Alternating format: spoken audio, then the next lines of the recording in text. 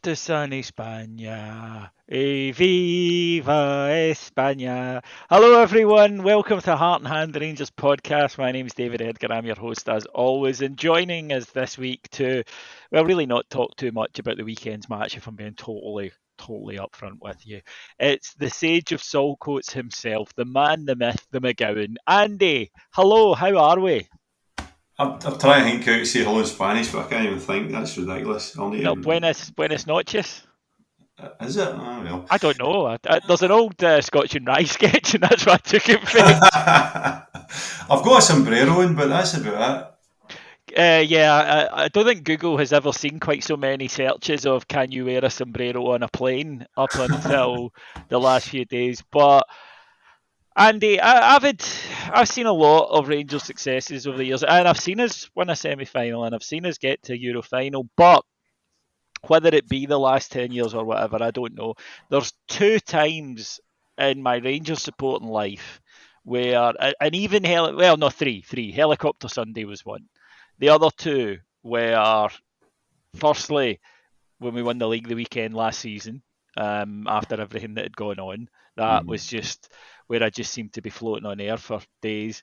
And the other is since Thursday night, where I'm recording this with you on the Monday. I haven't come down yet, and I was at Ibrox yesterday, and nobody has come down yet.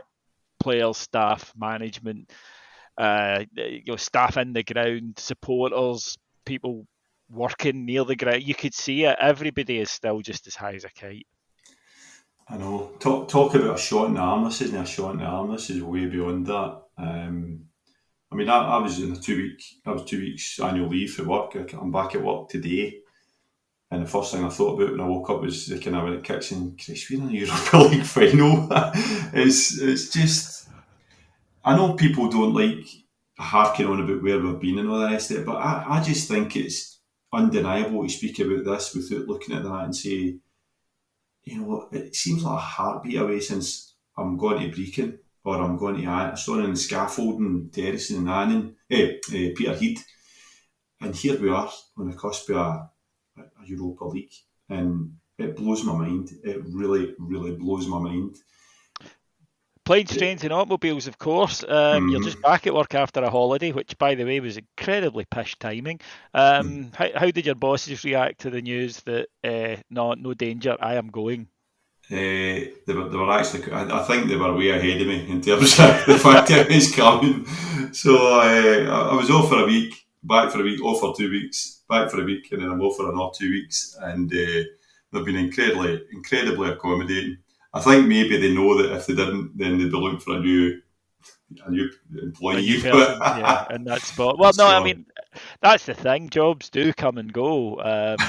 This kind of thing doesn't, and it's been remarkable in that.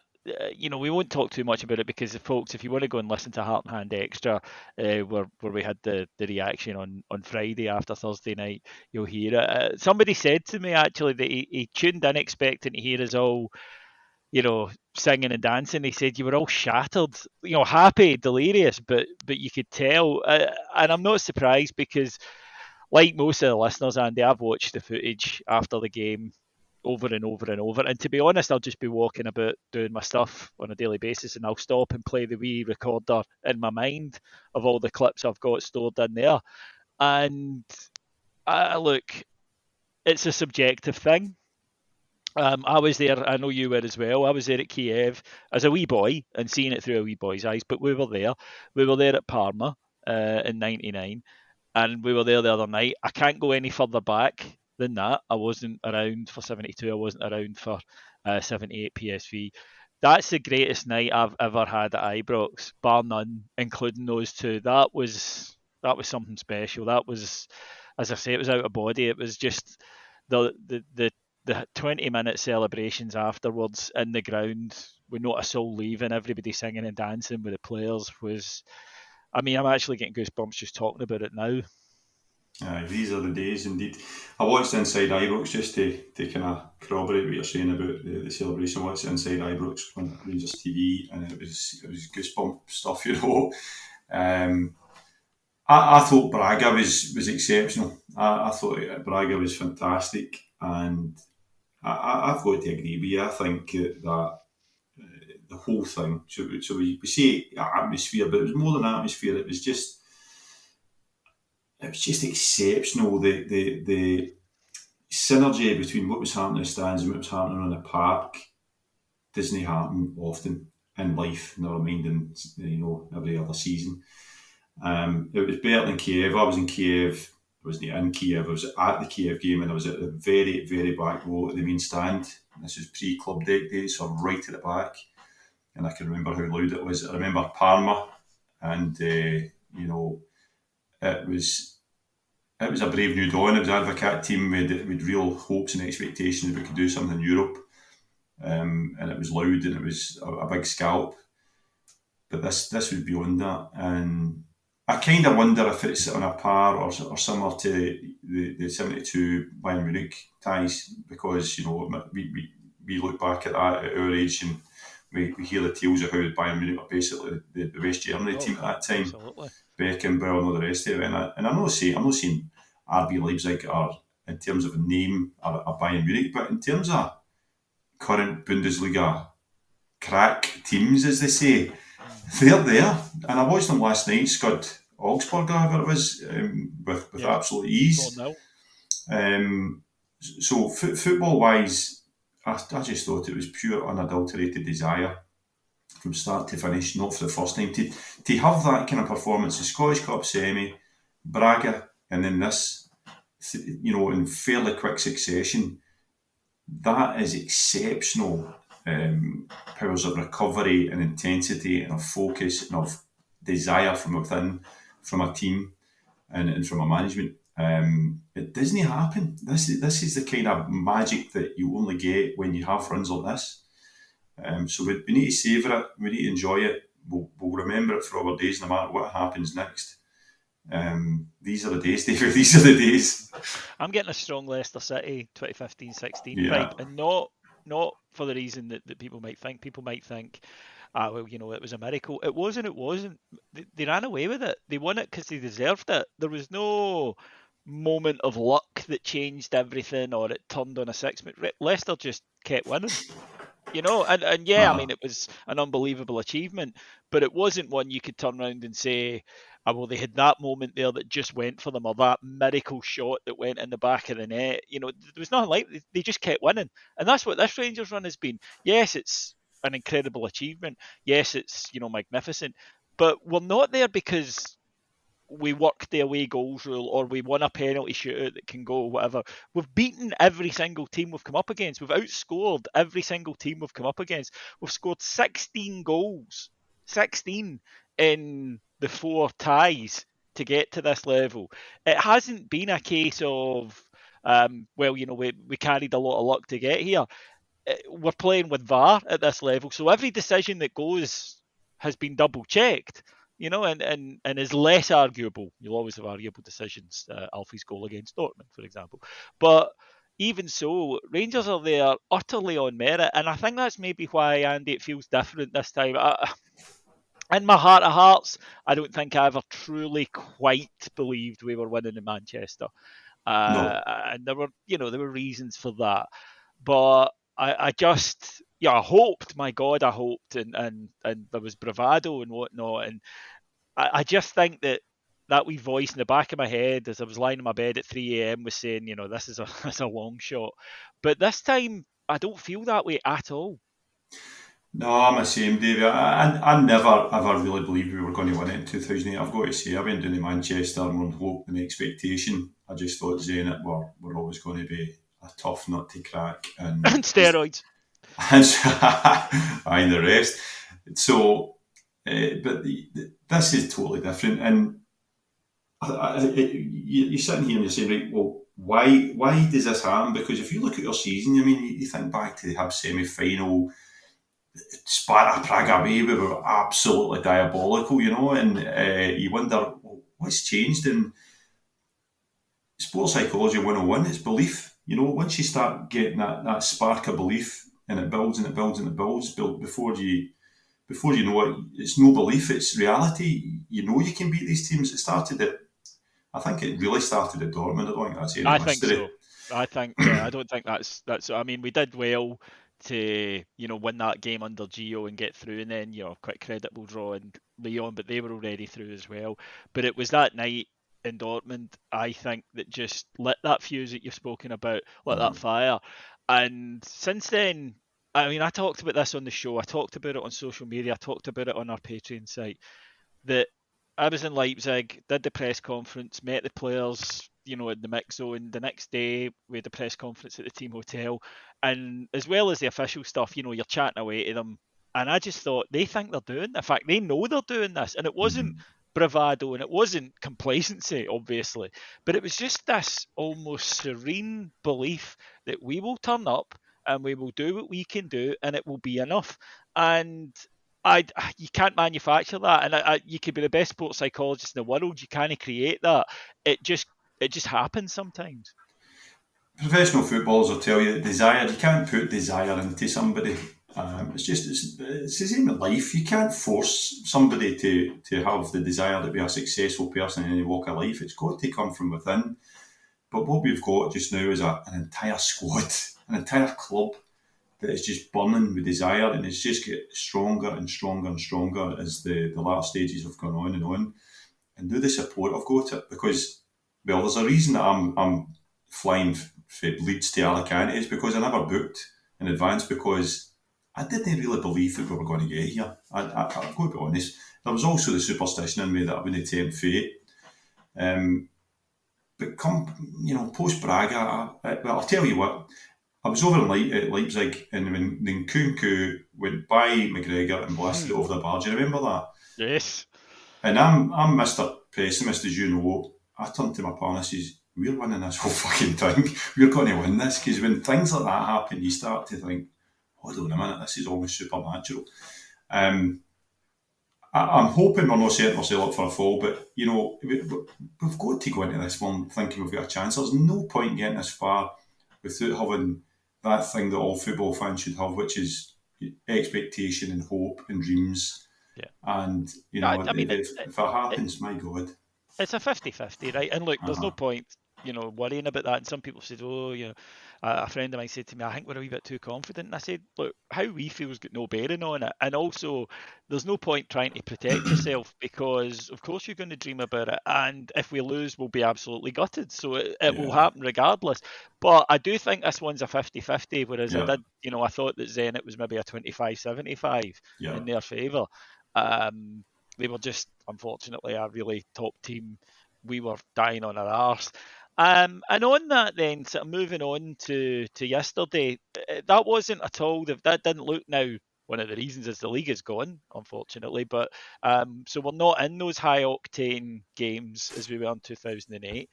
We have a couple of games left. We had that one yesterday and two more to follow. But really, we all know we've got two important games left this season, two cup finals, literally two cup finals. And it meant the manager could make some changes yesterday. And there was a relaxed vibe around the place. The fans were all there, great voice, the sun was shining, beach balls were kicking about. The John Lundstrom song got played. And can I just say, by the way, to whoever at RTV who had the caption, it came up, John Lundstrom, and the caption read "Best on Earth." He deserves she deserves a raise. But it was just a good, happy vibe, and the team reflected that. They played in a relaxed way. Dundee United, who weren't as intense as we've seen them in other matches this season, understandably, they're going to finish where they're going to finish. They did. Their season ended when they got into the top six, which is fair enough. But they are well organised and they are, even automatically, even by row. I mean, I think that Tam Courts is actually quite a talented manager because we've seen teams come to Ibrox and they just don't have shape. They do, and they instantly get back into the two lines and they're tough to break down. But Rangers just kept playing, quite commanding, get the penalty. It was a penalty. It was maybe fortunate not to be a red card. Tav puts it away and then sees on a mistake. Ahmed Diallo getting in minutes into the legs of Aaron Ramsey. Maybe a wee confidence builder for Diallo because options. And okay, there's probably a little chance we'll see him in the Europa League final, but cup finals just 3 days later, and it's still important that we still want to win it. So it gives you an option for that. And then, of course, the 4 youngsters that featured, King from the start, Lowry came off the bench, Charlie McCann came off the bench, Adam Devine came off the bench. And all in all, it was just a really good day, good preparation, because as a friend of mine said in the way up, it will be strange because you're shouting at them, "Come on, Rangers, get into them, but not too much." Don't want any injuries. I thought we had total control, and it was the way we play football when we're in that kind of mood. And with the mood, I mean keeping the ball and just not letting the opposition near it. It lends itself to minimising risk in terms of injuries, I think. And there was loads of stuff yesterday I thought was really, really promising, not just in the short term, but long term, as you've kind of alluded to. I thought, I mean, the first flagship I ever did with Davey, I think we were talking about Ross McCrory. He had a great game, I don't know, about Aberdeen or something like that, and we spoke about Ross McCrory as the future Rangers, future captain, all this kind of stuff. And I always kind of said, but he's just technically short to be where we need him to be, I thought. Leon King is technically brilliant. He's got pace, he's passing the ball is excellent, his touch, everything else, he's reading the game is fantastic, he's competent in the air, he looks to be built like a man, and I'm sure that'll get even better. So he's going to be one of our 4 centre-halves next year, no question about it. And then he goes to left back in the last stage of the game as well to show what an all-round footballer he is. So I thought he was really, really good. Dundee United have hardly punctured our title hopes this year between the points we've dropped up at Tannadice. So, you know, they're no mugs, and I do take on board what you're saying about them being at kind of lesser intensity because of the stage of the season. But because there's problem with Ibrox as well, if you remember, they closed off basically our centre-halves passing to the midfield, and it was Lundstram and Kamara that day, and we couldn't solve that problem. Yesterday, it just wasn't a problem because they couldn't really get the ball off us for long periods of the game. So Leon King, massive plus. I'm going to say James Sands. I know that there's been people kind of question him. James Sands is going to be a fantastic player for us, and I don't think I'm being over exuberant here by saying I think he's the natural replacement for Ryan Jack. I think there's a lot of attributes he's got there that we're going to find extremely useful in the long term, and I think he's going to prove to be a really, really good piece of business. I thought he was really good yesterday. He's used the ball. Somebody's filled the Andy King shape. No, I just think he's a good use of the ball. He's athletic. He can win the ball back. He can actually ping a pass now and again. He had 2 passes yesterday that were kind of beyond the kind of bog standard square ball. So I thought he was a big plus. Diallo, as you say, and Lowry. I suppose he's going to be a superstar. Well, it just plays on. Yeah, we got the good news at the weekend about Lowry signing that new contract, 3 years, which is massive. He plays with a confidence that you don't see in kids. The nearest I remember is probably actually, and it wasn't for Rangers, but it was Billy Gilmour when he played for Chelsea against Liverpool that time, and you just thought, oh right, there's something going on here, because it's not even having the ability, which he has clearly, to play these amazing passes. It's the confidence to go, here I am in this opportunity and I'm going to take it. Mm-hmm. And we've seen a lot of youngsters get in there and just, you know, freeze in that atmosphere. He revels in it, and that again is something that can't be taught. He's gallus, and Gilmour's a good shout. I thought back to Charlie Adam when he came into the first team. He tried things, you know, there was no fear in his play whatsoever. He went on to, you know, arguably pretty good things in his career. He did, aye. But Charlie Adam had been away and played for St Mirren, and I think he had another loan spell as well. So he played at a high level. Lowry's coming for the B team effectively. But it's just the way he carries himself, and the gallousness, and the fact that he hits passes that nobody else will try. I watched him in the B team game against Celtic a few weeks back, and he was like a ringer. You know, he was like somebody that shouldn't have been allowed to be playing with him. There's just something about him, Davey. I just look at him and I think he's a player that if we keep a hold of him, could build a whole team around. I think he's going to be in the team next year more often than not. I've got to be honest.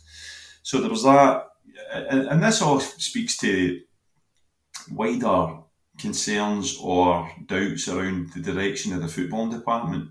We've spoke about scouting, recruitment, I suppose it's forward planning is what we're talking about, and it's a bigger picture. We might be looking at recruitment, but doing it in the kind of context that Leon King and Alex Lowry are going to be first team players next year in the first, the first 18, if you like, and it's proof positive that we've got our football department and the youth department going in the right direction. I think it's too early to say if it's whether the Lowland League has allowed us to progress these two, but I don't think it's done them any harm playing against men and men that want to beat them every week. No, I don't think so. I think in terms of physicality, that's been a big help because again, something we see a fair bit in Scotland are these boys coming through who are talented, but they're little slips of guys, wee tiny human beings, and they just get battered, and sometimes the skill gets a wee bit lost because these older experienced pros know the trick. Now, obviously, the level in the Lowland League isn't, but if you're dawdling on a ball, you're going to go 2 feet up in the air. And they've had to get used to that because, with all due respect, youth football isn't like that. Development football isn't like that, especially professional development levels, because it's about creating a good environment for them to go and learn their trade. But then there's an ugly side of the game that I think you do need to learn, and I absolutely agree with you. I think the B team has given them that. Also for it mattering, because look, Rangers will get Rangers and to be fair, Celtic, we'll get the best youngsters in the country, right? Realistically, and they're going to beat the other sides that they play at that level, at under 15s, under 16s, under 17s, etc. It's good going out against guys who there's a win bonus riding on it, and and it matters to them that they win and they beat you. So I do think it helps. But as you say, it's that Gallus streak. It's that kind of I give me the ball. I'll make something happen, and very assured. And it was great. A wee kind of Northern Irish past and future there, or current, I suppose, still, but in future with Stephen Davis and Charlie McCann next to each other in the middle of the park.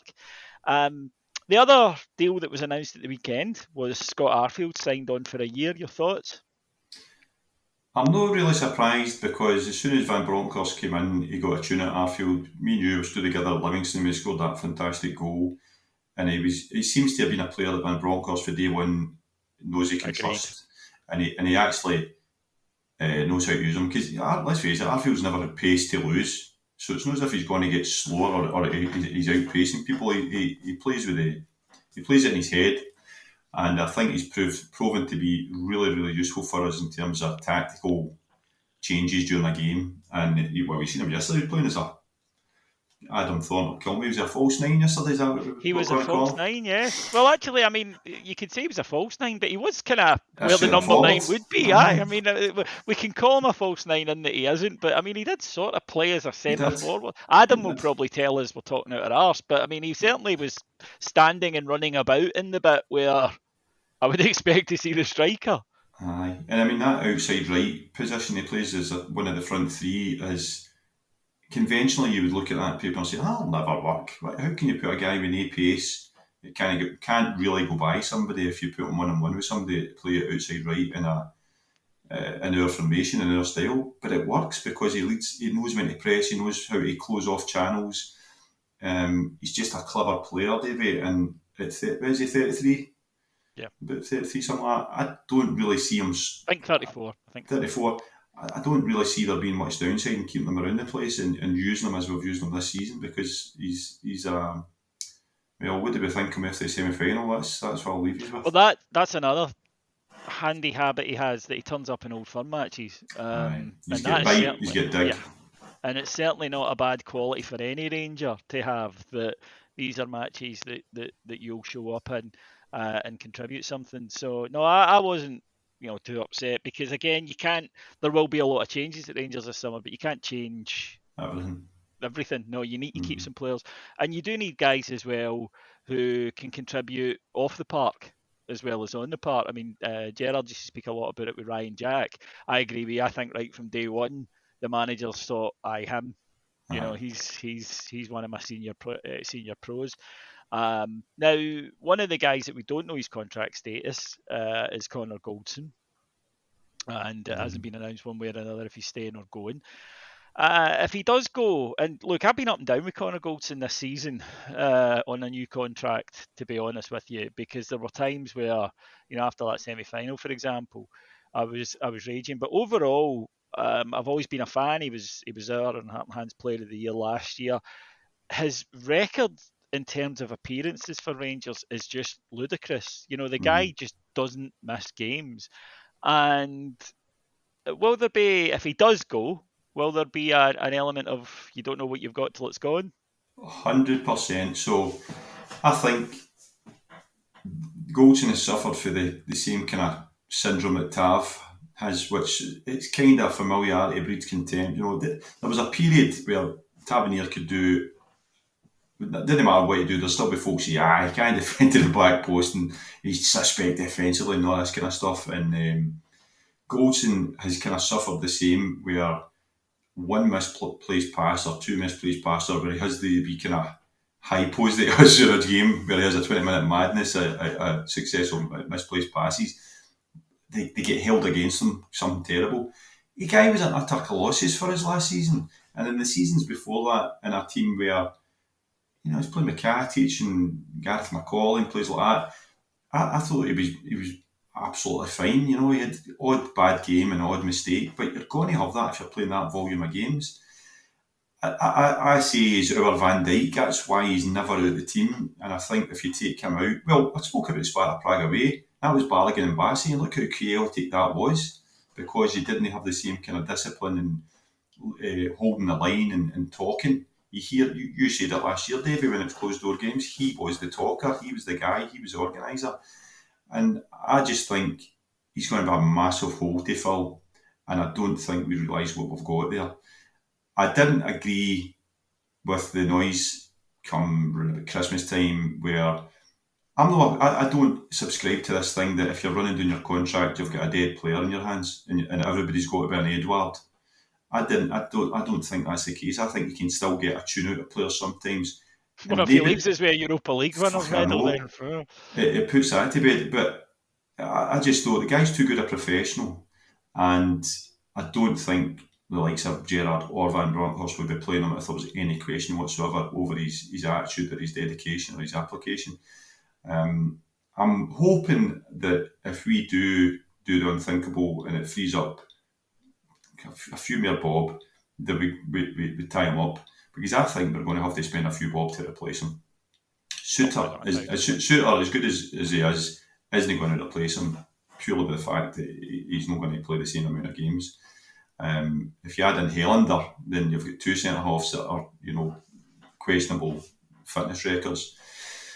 So I would love to see him stay. I really, really would. But he's answered every criticism that's come his way. I thought the Hib semi-final, where he came out and made that comment, was kind of, it was taken too literally. But he was right. He was right what he said then, and there's been a response since then. So I'm delighted for him. Big boots to fill. Now, Andy, we're going to Seville. You and I are going. A lot of the listeners are going as well, and it's going to be very hot. The current weather forecast says it's 33 degrees, and maybe to help yourself stay cool when you get there, you might not want to be covered in hair, especially around your George Dawes.